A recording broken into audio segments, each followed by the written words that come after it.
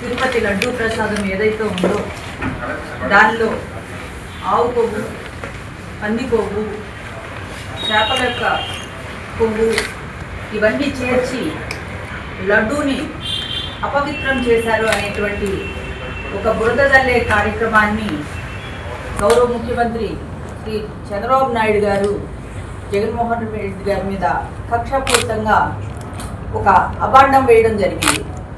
అభాండం వేసిన తర్వాత మేము సర్వమత సామరస్యంగా పరిపాలించినటువంటి మా వైఎస్ జగన్మోహన్ రెడ్డి గారు ఎటువంటి కూడా తప్పు చేయలేదని స్వయంగా వైవి సుబ్బారెడ్డి గారు కోర్టు చైర్మన్గా ఉన్నటువంటి వ్యక్తి మేము సుప్రీంకోర్టు తలుపు తట్టి మా యొక్క లోపం అయితే ఏదైతే ఉందో పరీక్షించండి అని చెప్పి మమ్మల్ని మేమే కోరుకోవడం జరిగింది.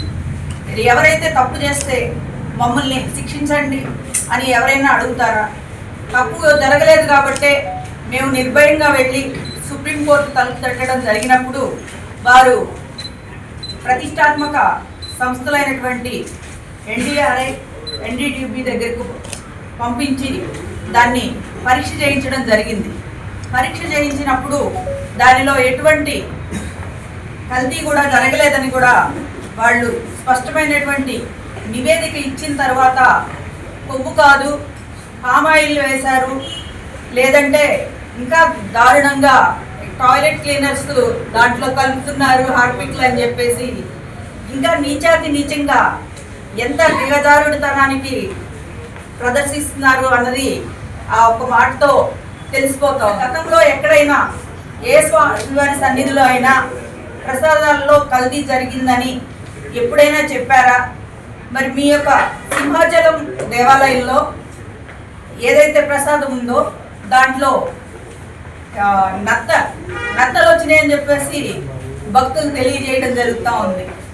అలాగే దేవాలయాల్లో ఈ విధంగా గతంలో ఎన్నడూ జరుగుతా ఏదైతే మీరు తప్పు మార్గంలో ఈ యొక్క అసత్య ప్రచారం తిరుపతి లడ్డు మీద చేశారో, కోట్లాది మంది భక్తుల మనోభావాలు దెబ్బతీశారో మీరు దానికి క్షమాపణ చెప్పాలి అని చెప్పేసి మేమందరం కూడా కోరుకుంటున్నాము.